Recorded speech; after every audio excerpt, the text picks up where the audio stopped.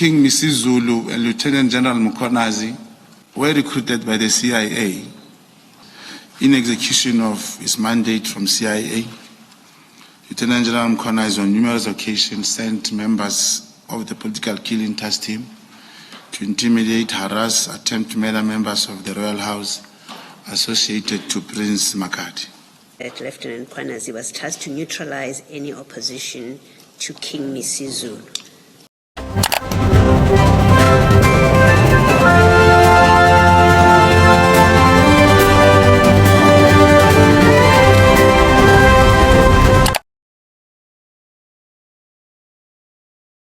Now that's when we got information that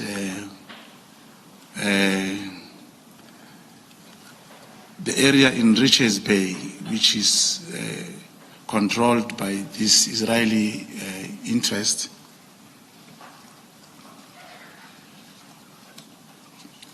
there was a worry from those interests that South Africa may hold that particular business, the trade. What area in Richards Bay, Mr. Mogotsi? There is a mine in Richards Bay. But then the information as it came was that there was a suspicion then, a real suspicion, that Lieutenant General Mkhwanazi was recruited by the Central Intelligence Agency, the American one. And he actively worked for them. In your statement, I will read exactly what you say when you introduce this subject of recruitment. You say, I obtained information from one of my sources that King Misuzulu and Lieutenant General Mkhwanazi were recruited by and actively worked for and with the American Central Intelligence Agency, in brackets CIA. Relayed to us by you, this information is hearsay, and relayed to you by your source, it is hearsay. So it is hearsay upon hearsay or double hearsay. Do you agree? I do not agree, commissioners. In this world, the intelligence world, when there is a suspicion, you may presume, you can say yes, it's a hearsay, how a general person will think. But a contact agent, an underground operative, will have to investigate, even if we can.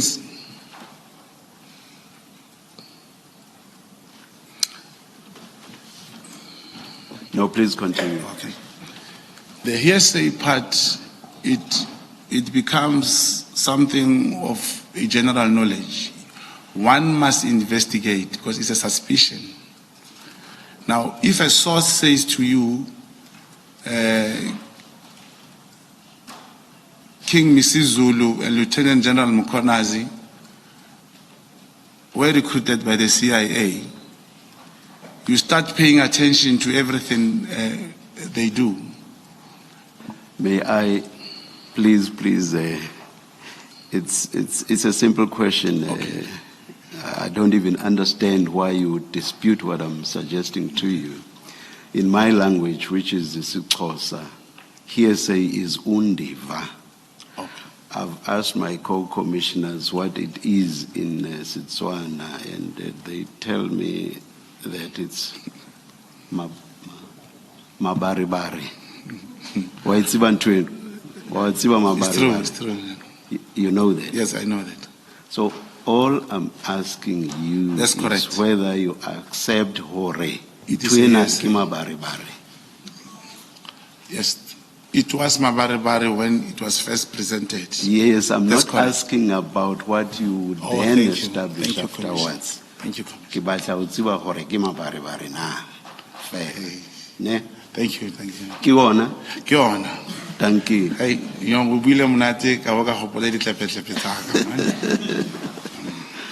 Thanks. I don't want you to misunderstand me. That's correct. Hearsay evidence is admissible in this commission. The only issue would be its probative value. That is what weight we attach to it. So it's still admissible. Yeah. Thank you. But my next question then is, what detail, if any, did your source give you on how the source knew that General Mkhwanazi and King Misuzulu had been recruited by the CIA? Commissioner, may Commissioner rephrase the question? I don't. What detail did your source give you on how they, that is your source, knew that General Mkhwanazi and King Misuzulu had been recruited by the CIA? Did your source just say, do you know, General Mkhwanazi and King Misuzulu were recruited by the CIA without more? Yeah, it is without more. You'll just say, you know, King Misuzulu he's been staying somewhere in the US. You check, and then you see how General Mkhwanazi speaks. He always tells you he was trained by the American and what. That's where everything started, commissioners. And indeed, even in front of the here and in our talk, he spoke about being trained by the American. I'll tell you that I actually hold a degree from the United States of America. Does that make me a CIA operative? I'm scared I asked that question because you just might say yes. No. But can you please respond? No, I cannot say that, commissioners. Investigation as it comes. Someone may say that, not to me, to another agent, to whoever, may say Commissioner Madlanga is a CIA. He may say that, not to me. Yes, that. Thank you. But just picking up on the chair's question, apart from the fact that General Mkhwanazi says that he received some training in the United States, did your source give you any information to support his allegation that General Mkhwanazi and King Misuzulu are CIA agents? Yeah. You see, when information came, commissioners, it further talks to the treatment which the combination of General Mkhwanazi and Misuzulu, King Misuzulu, how they treated the brother to King Misuzulu, Prince Simakade. The investigation took us to that extent that we ended up having to meet them. I'm sorry to interrupt you, even though the question is not mine. I do not understand the question to be about what you established later. Oh, okay. It's about the stage at which you get the information. No, there was nothing on top of that. Thank you. I understand. I think maybe then go to paragraph 22, where I think you were heading anyway. Yeah. Oh, this is where the source further indicated that in execution of his mandate from CIA, Lieutenant General Mkhwanazi on numerous occasions sent members of the political killing task team to intimidate, harass, attempt to murder members of the royal house associated to Prince Simakade. Now, a number of cases were opened with SAPS in KwaZulu-Natal related to this conduct. And these cases were, however, not investigated or acted upon by SAPS due to intervention of Lieutenant General Mkhwanazi, being the Provincial Commissioner of KwaZulu-Natal. So, can you explain what evidence, if any, you received to substantiate the statement that this was in execution of a mandate from the CIA? It's because we ended up, like I'm mentioning, Prince Simakade, commissioners. Part of my network, we ended up having to meet with them. Actually, they even came to Gauteng. We hosted them in Midrand, helped them to open a case as they were alluding. But that time, Prince Simakade sent the 8 and Prince Zulu. We came to Midrand. And after opening the case, due to jurisdictional purpose, the matter was then transferred back to Nangoma police station. We also have the case number mentioned here, commissioners.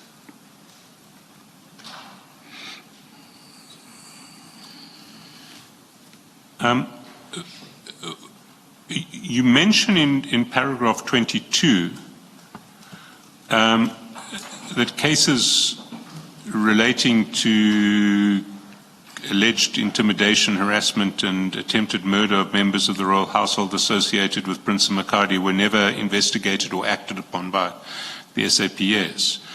Do you have any details of these cases that we could investigate further? Are they?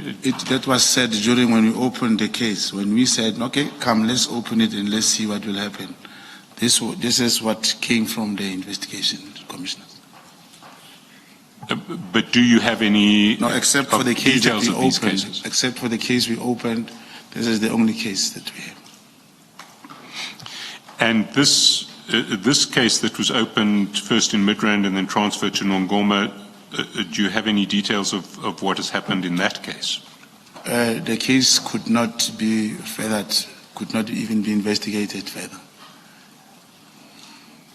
You say it could not be investigated, or when you ask the complainant, they'll say there's nothing happening on the matter.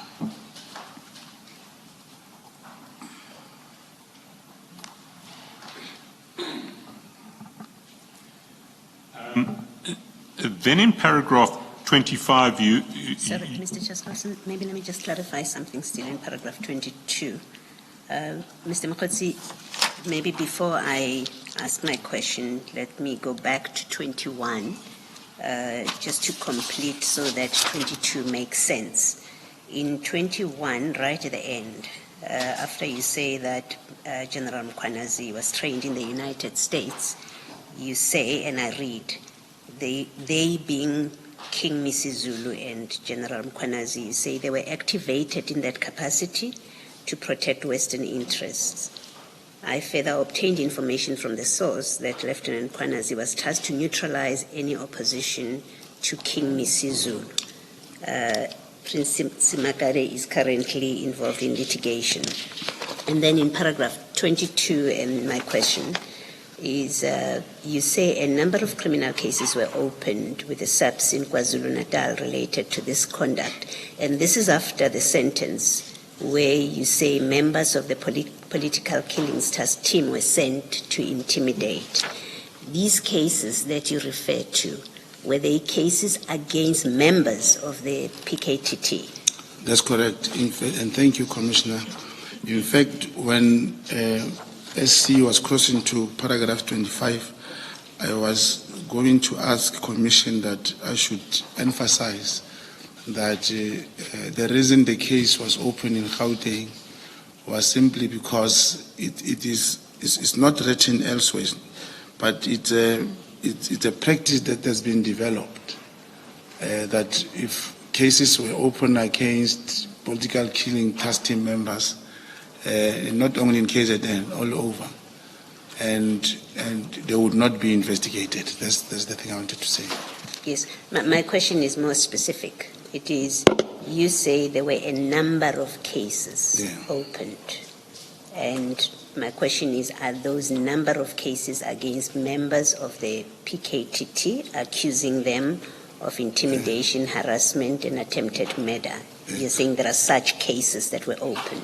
Yes, that's what I said. There were such cases according to the investigation. But the one that we opened in Midrand, it was against Lieutenant General Mkhwanazi, the case that was opened by Prince Simakade.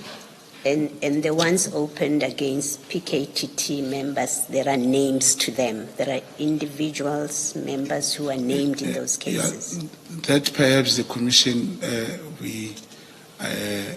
one will have to find out and try to get more information.